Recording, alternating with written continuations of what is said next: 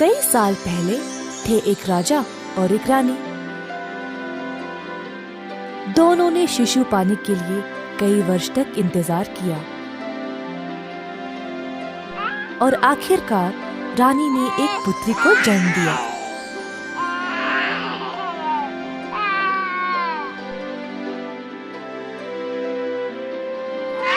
छोटी मुन्नी को बहुत लाड प्यार से पालन किया। महाराज के साथ रहता था उनका भाई धीरा और उसकी पत्नी मीनाक्षी, जो एक दुष्ट चुड़ैल थी।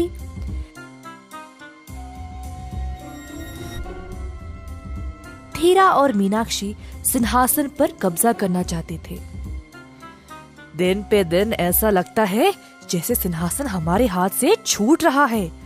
जब राजकुमारी का विवाह हो जाएगा तब सारा राज्य उसके पति का होगा। तुम ही इस सिंहासन के महाराज बनोगे। मेरे पास एक योजना है। धीरा ने अपनी पत्नी की बात मानी।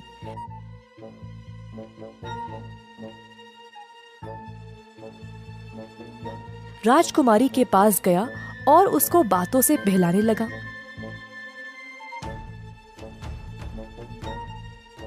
एक सुनसान जगह ले जाते हुए। अब महारानी के भाई सेठू ने धीरा को राजकुमारी को ले जाते हुए देखकर उस पे संदेह किया। चोरी से उन दोनों का पीछा करने लगा।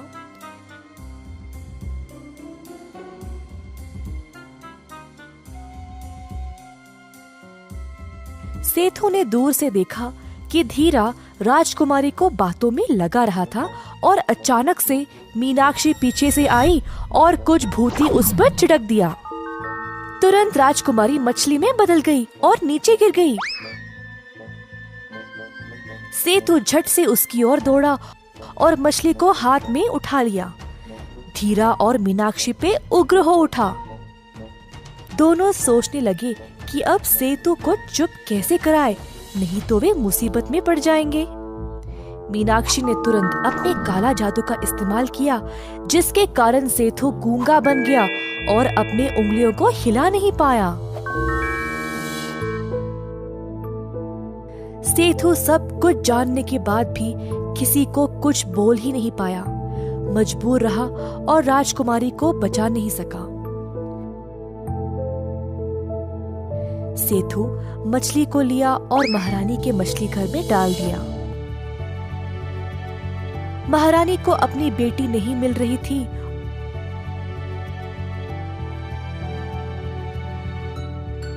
और उसका भाई भी अचानक से बोलने और लिखने की शक्ति खो दी। परेशान होकर वह महाराज के पास अपनी बाधा ले गई। सेठू ने बार बार ये बात दोनों को बोलने की कोशिश की, लेकिन उसकी मेहनत बेकार हो गई। दिन पे दिन गुजर गए और कोई कुछ नहीं कर पाया।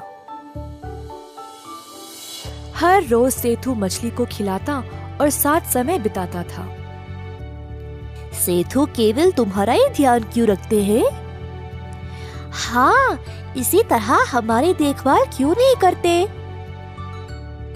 सिर्फ सेठू मामू को पता है कि मैं ही राजकुमारी हूँ, इसीलिए मेरा ध्यान रखते हैं। देख के ही समझ आता है कि उनको तुम्हारे साथ कितना लगाव है। हाँ हाँ, देखो वो तुम्हारे लिए एक सुंदर मछली घर बना रहे हैं। बाकी मछलियों ने देखा कैसे सेठू राजकुमारी के लिए बंदोबस्त कर रहा था। राजकुमारी को अकेलापन महसूस होगा, इसीलिए कुछ और मछलियों को भी उसके साथ रखा। मछली राजकुमारी को पानी में उछलते और तैरते हुए देखकर सेठू खुश होता था। कुछ दिनों से महारानी अपने भाई को गौर से देख रही थी और उसी की तरह मछली घर के पास समय बिताने लगी। महारानी सारा दिन उदास रहती थी, लेकिन मछलियों को देखकर उनका मन भी हल्का लगता था। एक दिन एक साधु राजमहल पर आया। उनका नाम था भैरवंदा। जब वे अंदर आए तो उन्होंने महारानी को मछली के साथ खेलते हुए देखा। आपकी पुत्री मछली में कब बदल गई? क्या आपको पता भी है कि ये मछली राजकुमारी है? क्या ये सच है? राजकुमारी को मछली में बदलना केवल मीनाक्षी ही कर सकती है। तुरंत उसको यहाँ आने का आदेश दिया जाए। साधु जी बहुत क्रोधित थे और महल के सब लोगों ने मीनाक्षी और धीरा को घेर लिया। साधु ने मंत्र पढ़कर मछली को वापस राजकुमारी में बदल डाला।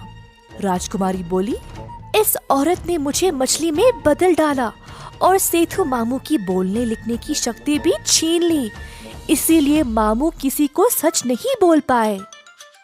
साधु जी ने तुरंत सेतु को वापस स्वस्थ बनाया। महाराज ने फिर धीरा और मीनाक्षी को उम्र कैद की सजा सुनाई। अंत में सब लोगों ने खुशी खुशी जीवन बिताया।